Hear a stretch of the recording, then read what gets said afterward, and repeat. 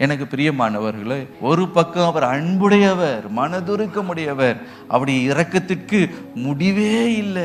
அவரை போல ஒரு அன்பா இருக்கும், அவரை போல மன்னிக்கிறதுக்கு ஒருவருமே இருக்க முடியாது. அவ்வளவு அன்பா இருக்கிறாருன்னு நினைச்சு நம்ம இஷ்டப்படி நான் என்ன அட்டூழியத்தை பண்ணாலும், என்ன அக்கிரமத்தை செய்தாலும், எப்படி உலக பிரகாரமா நான் சமரசம் செய்து வாழ்ந்தாலும், நான் எப்படிப்பட்ட அருவருப்புகளை ஈடுபட்டாலும் அவர் என்னை கண்டு கொள்ள மாட்டார். Is loving God, loving God நினைச்சீங்கன்னா அவர் லவ்விங் மாத்திரமல்ல, இஸ் ஆல்சோ ஸ்ட்ரிக்ட் காட் என்பதை மறந்து போகாதீர்கள்.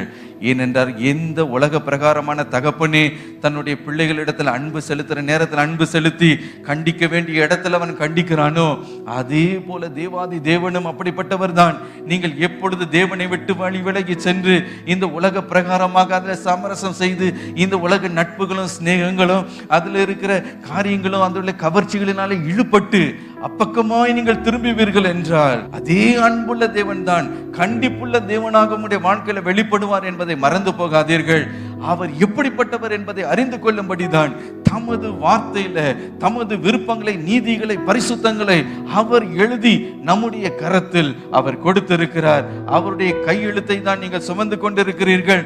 எனக்கு பிரியமானவர்களே, அவர் எப்படிப்பட்டவர் என்பதை அறிந்து அவருக்கு ஏற்றபடி நாம் நடந்து கொள்ளும் பொழுது நிச்சயமாகவே நாம் தேவனுடைய பிள்ளைகளாகவும் உன்னதமானவருடைய பிள்ளைகளாகவும் நாம் இருப்போம்.